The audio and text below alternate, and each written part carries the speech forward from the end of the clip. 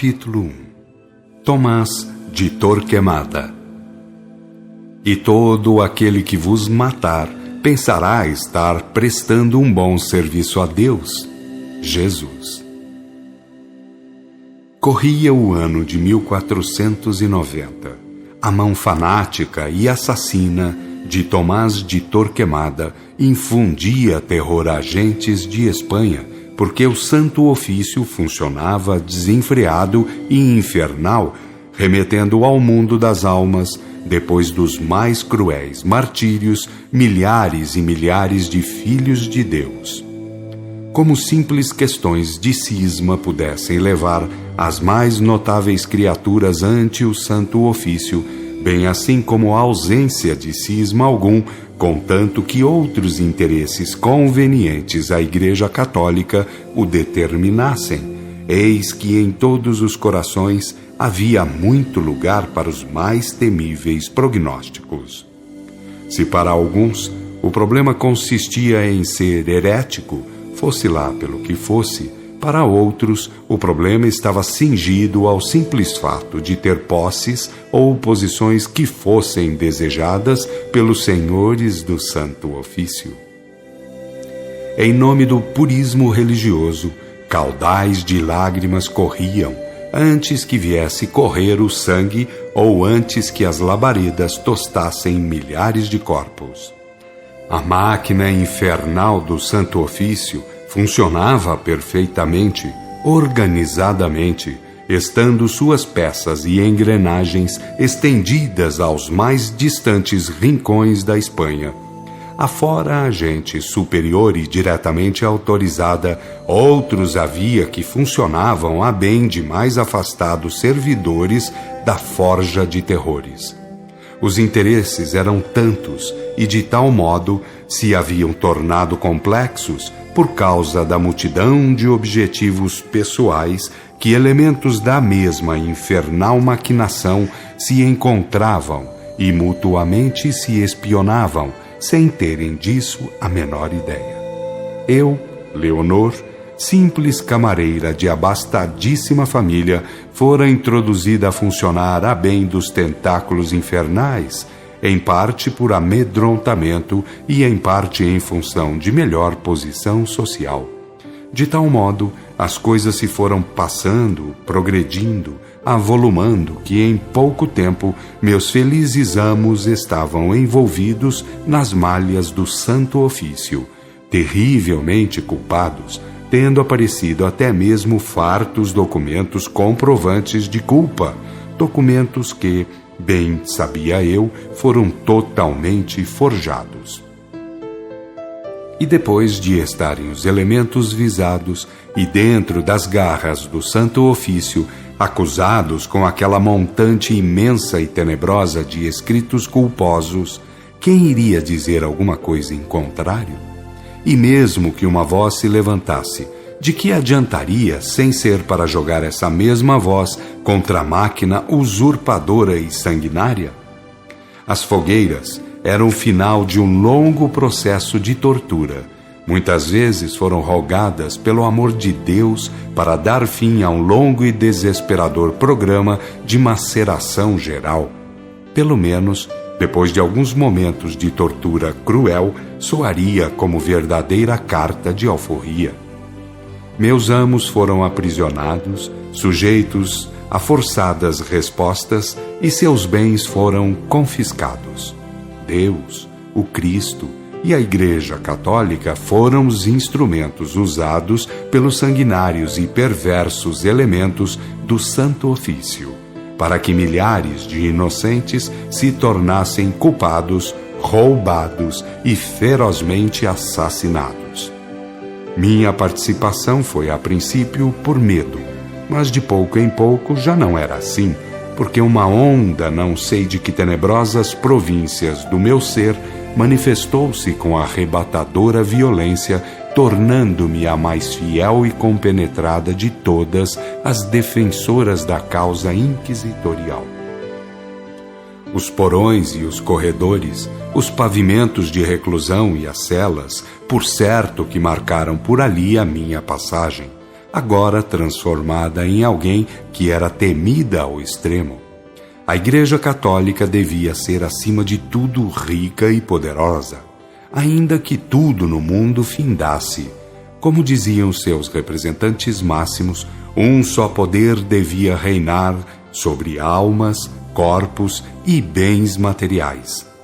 Entretanto, que ninguém o soubesse até que tudo se consumasse, para não alertar imperadores, reis e príncipes, a fim de que não houvesse da parte dos mesmos atitudes que pudessem comprometer os intentos da Igreja. Ninguém e nada mais me impunham medo e respeito. Nenhuma atitude, por mais escabrosa que fosse, causava-me o menor resquício de remorso. Subordinar o mundo à Igreja era o que desejavam Deus e Jesus Cristo, sendo, portanto, justos todos os recursos postos em prática. E posso afirmar que os superiores, mergulhados naquelas infernais maldades e sangueiras, nutriam pelos servidores cruéis um carinho especial, fazendo perante outros, menos extremados em seus atos de maldade, rasgadas e empolgantes referências. Quem quisesse ficar bem com os senhores do Santo Ofício, que praticasse as mais terríveis sevícias naqueles que habitavam os calabouços imundos, cheios de bichos, excrementos e mortos já fedorentos. Ter os tacões das botinas manchadas de sangue ou pigmentados de massa encefálica era um documento de recomendação perante os superiores, porque atrás de tudo aquilo estavam as posses e as posições sociais daquela gente, tudo convertido em riquezas para a Igreja. E sem dúvida alguma, Deus e Jesus Cristo, a Virgem e os apóstolos, todos estariam maravilhados com aquelas demonstrações de fidelidade religiosa. Assim é que afirmavam os nossos mandatários, e assim é que nos dizia a consciência tremendamente corrompida, transformada em vastíssima caudal de martírios e mortos. De uma realidade, porém, estávamos todos conscientes. A Igreja Católica Apostólica Romana se estava impondo, crescia em fortunas imensas, devendo estar em breve a reinar sobre todas as almas, todos os corpos e todos os bens terrenos. E assim as coisas foram correndo, até o dia em que vi, estarrecida, uma parente minha entre os componentes de um grupo que dava entrada nos porões imundos. Como simples empregada, por que estaria envolvida naquelas malhas entre os que eram citados como traidores da Igreja? E que poderia eu fazer para conseguir sua liberdade? Meditando algumas horas antes de agir, julguei ser o ideal valer-me das amizades que julgava ter. Sim, que julgava ter, porque realmente nada tinha, visto como a resposta do homem escolhido fora terminante. Minha filha, somente a Igreja é aqui autoridade. Seja grande, enfrente a sua função de frente, para jamais traí-la sob qualquer pretexto. Nada mais tenho a lhe dizer e sei perfeitamente que a senhora sabe disso. Aquela parenta que me criara, por haver falecido minha mãe quando eu tinha apenas 7 anos, era para todos os efeitos minha mãe.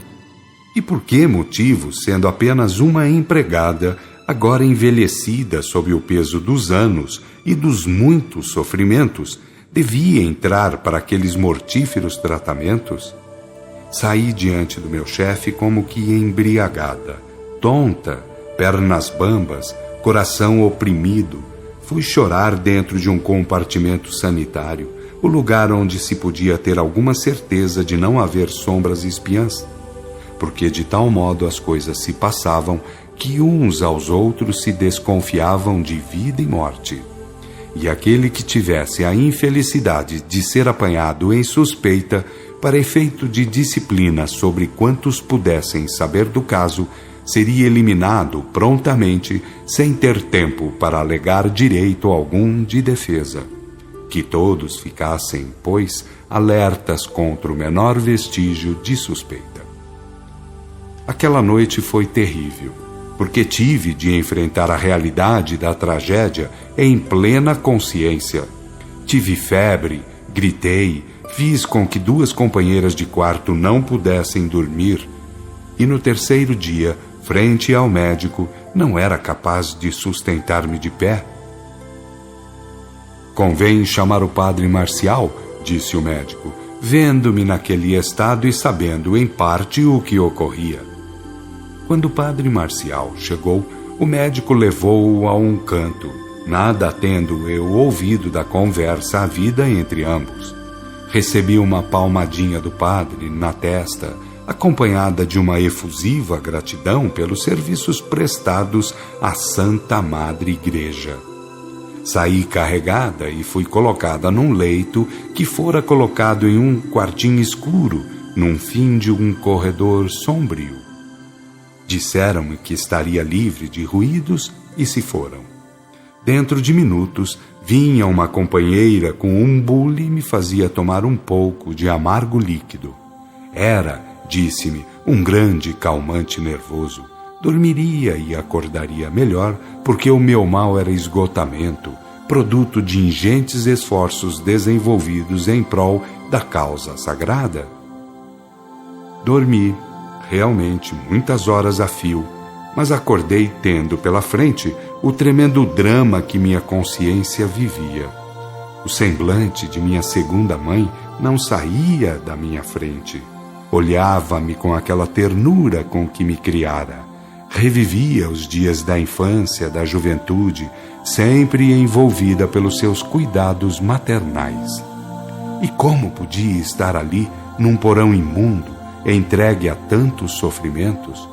Por que, ó Deus, pensava eu e tornava a pensar, aquela santa mulher devia estar ali e naquelas condições, daquele modo e para aqueles fins?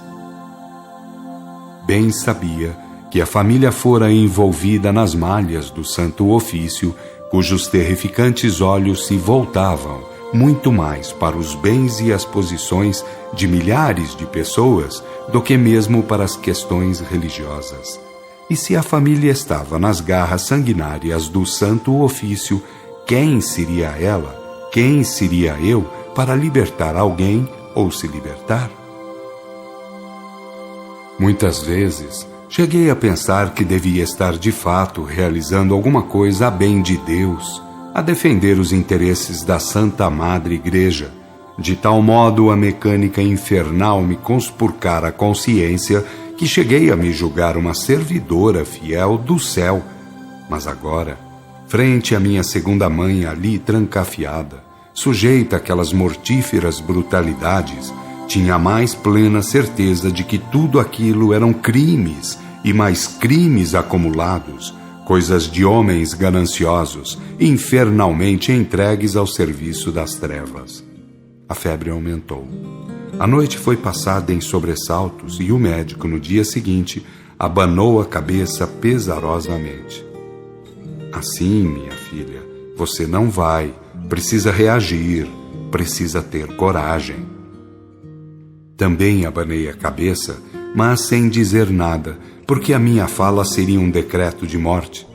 De modo algum poderia concordar com a estada ali de minha segunda mãe, naquelas condições, e de modo algum eles me fariam essa obra de misericórdia.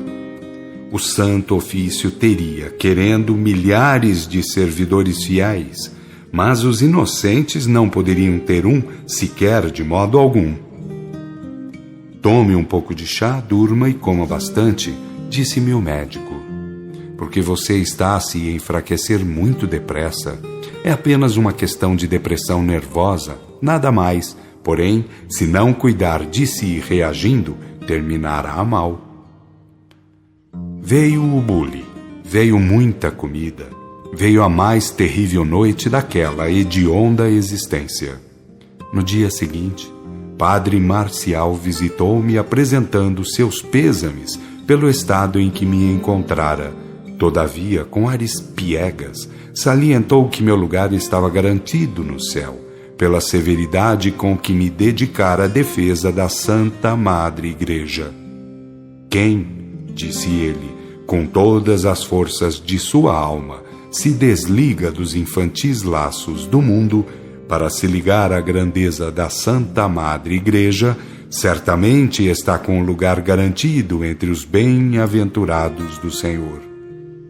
Quando saiu, deixou-me a certeza de nunca mais voltar a me ver. O breve sorriso, acompanhado daquela erguida de olhos, sentenciou a minha saída para sempre daquele intricado e tenebroso meio. E eu, com aquele tremendo peso sobre a alma, concordei em que seria o melhor a acontecer.